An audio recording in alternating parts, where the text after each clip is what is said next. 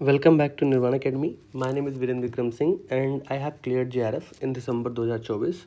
So आज का जो आप लोगों का पेपर है उस पेपर को हम एनालाइज करेंगे कि पेपर कैसा आया है, किस यूनिट से कैसे सवाल पूछे गए हैं। सो आप इस वीडियो के अंत तक बने रहें। इसके बाद हम डिस्कस भी करेंगे कि पेपर कैसा रहा है और पिछले ईयर के कंपैरिजन में इस ईयर का पेपर किस लेवल पे है और आपकी कट ऑफ ऊपर जा सकती है या नहीं जा सकती है। ठीक है, वन बाय वन हम सारी चीज़ों को देखेंगे। सबसे पहले है कि पॉलिटिकल थ्योरी से हर साल लिबरलिज्म हो गया, रियलिज्म हो गया, इस बार इकोलॉजिज्म से भी सवाल बना था। ठीक है, सो पॉलिटिकल थ्योरी से ऐसे सवाल बनते हैं जो कंसेप्चुअल बेस्ड होते हैं, जिन पे कंसेप्ट यूज होता है, जिस पे आप अपनी थ्योरी अप्लाई करते हो और कंक्लूजन तक पहुंचते हो। तो ऐसे सवाल बने हैं जो मॉडरेट टू टफर साइड थे। ठीक है, कि ईजिली अगर आपका कंसेप्ट स्ट्रांग है तो ईजिली हैंडल भी हो सकते थे। These information has been gathered by the aspirant, जिन्होंने अपने एग्जाम्स दिए हैं हॉल में जाके, उनकी इन्फॉर्मेशन जो है उसी के हिसाब से आपको यहाँ पे क्वेश्चन प्रोवाइड किया गया है। पॉलिटिकल थॉट में वेस्टर्न पॉलिटिकल थॉट है, उसमें जेएस मिल से सवाल था, मैरी वोल्स्टनक्राफ्ट से क्वेश्चन था। ठीक है, बाकी कुछ थिंकर्स की बुक भी पूछी गई, उनको मैच ऑफ द फॉलोइंग में रखा गया था। रूसो, लॉक, प्लेटो, इन सब से भी सवाल बने हैं। सो पॉलिटिकल थॉट का वेटेज हमेशा से अच्छा रहता है और जो इम्पॉर्टेंट थिंकर हैं उनसे सवाल हर साल बनते हैं। सो हम अपने क्लासेस में भी ये बोलते हैं कि जो पॉलिटिकल साइंस के इम्पॉर्टेंट थिंकर हैं उनकी बुक्स, उनके कंसेप्ट, उनके बारे में ये चीज़ें आपको पता होनी चाहिए। दैट रियली हेल्प यू कि आपका जेआरएफ जैसा जो एक क्राइटेरिया है वो आप क्लियर कर पाएँ। ठीक है, इंडियन पॉलिटिकल थॉट में इस बार दीनदयाल उपाध्याय से ज़्यादा क्वेश्चन बने। ठीक है, इंटीग्रल ह्यूमनिज्म है या इनके बारे में है। ठीक है, along with that Ram Manohar Lohia से सवाल बना, पंडित रमाबाई से फेमिनिज्म से रिलेटेड सवाल बने, फिर है क्रोनोलॉजी बहुत पूछी गई थोड़ी बहुत, और this things like Indian political thought से एज यूजुअल जैसे सवाल बनते हैं कि कुछ और थिंकर, कुछ इंपॉर्टेंट थिंकर से सवाल बनते हैं, ऐसे सवाल बने हैं। ठीक है, तो इंडियन पॉलिटिकल थॉट भी अपने आप में एक मॉडरेट टू टफर साइड था, not too easy, not too tough, it was only moderate side, what I से।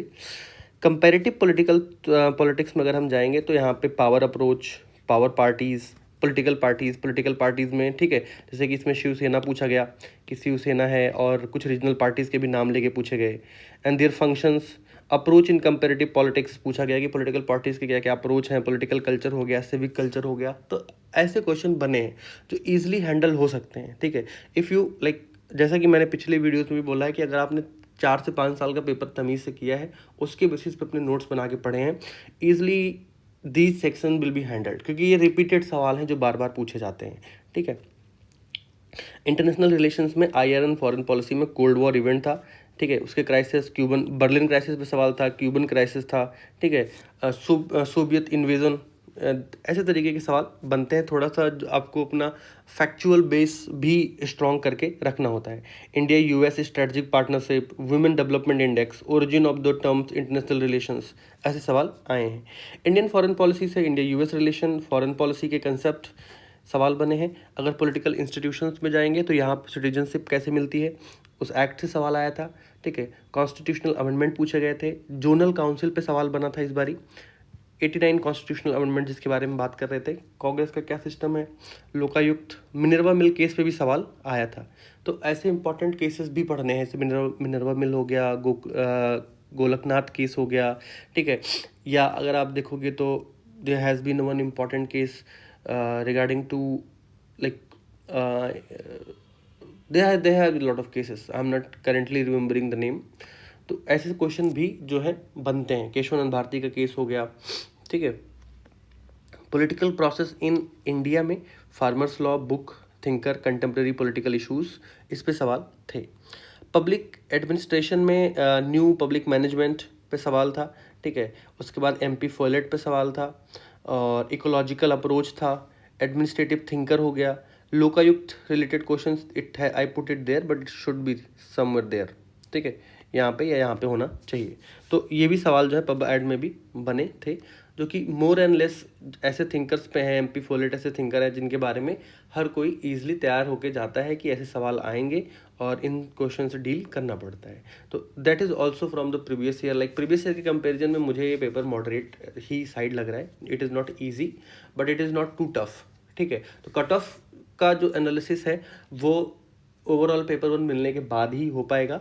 But what I want to say पहले तो 2 ये चीज़ें देख लेते हैं। गवर्नेंस में पब्लिक पॉलिसी के कंसेप्ट थे, ठीक है, गवर्नेंस इशू था, एडमिनिस्ट्रेटिव रिफॉर्म पे क्वेश्चन था, ठीक है। उसके बाद अगर आप देखोगे तो सस्टेनेबल गोल से भी सिमिलर सवाल बन के आप में आया हुआ था। Current affair and contemporary issues में farmers law, India US relation, Indo Pacific, ऐसे सवाल थे। So overall this question has been like देख ये सवाल आए थे वहाँ पे। और जो मेरा कहना है कि लास्ट ईयर के कंपैरिजन में पेपर मुश्किल था या टफ था, मेरे हिसाब से easy, it is not easy, ठीक है। इफ़ आई से it is somewhere between, it is easy भी नहीं था ये, ठीक है, इट इज़ नॉट इजी, ठीक है, और ना ही ये हार्ड था। Paper was like moderate side था काफ़ी हद तक, और मुझे लग रहा है कि आप इजी से easily you can tick like 65 से 70 के रेंज में यहाँ पे आसानी से क्वेश्चन जो है वो सही हो सकते हैं। बाकी if you are extraordinary, if you are looking like आपका बैकग्राउंड बहुत बेटर है, आपकी प्रिपरेशन बहुत बेटर है, then it can be 70 to 75 also, ठीक है। 25 क्वेश्चन ऐसे हैं जो लाइक बहुत सारे क्वेश्चन ऐसे जो हमें जो एस्पिरेंट को याद नहीं थे या जिनके बारे में उनको बहुत आइडिया नहीं था, तो वो क्वेश्चन उन्होंने वहाँ पे बताए भी नहीं और हमने इंक्लूड भी नहीं किए। So what is my perspective कि अगर आपकी आंसर की आती है, उसके बाद हम डिटेल में डिस्कस कर पाएंगे कि एक्चुअल में कट पेपर कितना मुश्किल था, एक्चुअल में कट ऑफ कितनी आना चाहिए। बट व्हाट आई से कि अगर आपको ये पेपर देके लग रहा है कि आपने 60 65 70 क्वेश्चन के अराउंड में किया है इरिस्पेक्टिव ऑफ पेपर 1, ठीक है। बाकी पेपर 1 अगर आपका बहुत बेटर है, देन पेपर 1 में अगर आप 40 के अराउंड कर पा रहे हैं तो आपका ये 60 भी बेटर है। पेपर 1 में अगर आप 35 है तो 62 भी बेटर है, ठीक है। तो इस कंपैरिजन में, ठीक है, तो 65 से 70 इजीली डूएबल था। ये एस्पिरेंट का भी कहना है कि 60 65 क्वेश्चन ईजी थे जो हम कर पा रहे थे, समझ में भी आ रहा था। तो दैट इज़ माई पर्सपेक्टिव कि 65 से 70 is an good like question you attempted. अगर आपने बेटर अटेम्प्ट किया है और इतने सही हो रहे हैं तो आप बहुत बेटर पोजीशन में हैं। There are much probable chances कि आप नेट/JRF के लिए भी अपना नाम देख सकते हैं। बाकी अगर आप एक्स्ट्रॉर्डनरी हैं, आपको अगर आपके 75 या 80 के राउंड सही हो रहे हैं, then this is the your time for the JRF।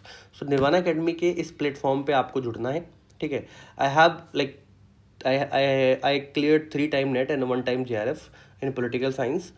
So I have a huge experiences in this field, और वो मैं आगे आने वाले टाइम में आप लोगों के साथ शेयर करूंगा। कैसे एग्जाम प्रिपेयर करना है, ठीक है, किन टॉपिक्स को छोड़ना होता है, PYQ पे भी काम करेंगे कि PYQ कैसे करना है। These things will be done by us separately. And as of now आपको ये चैनल सब्सक्राइब करना है। We have a discussion with the main aspirant and we will have too much more. उसके बाद आपके लिए कट ऑफ क्या जा सकती है, पेपर का रिजल्ट कब आ सकता है, these things will B brought in this channel. Thank you for watching. Don't forget to like, subscribe.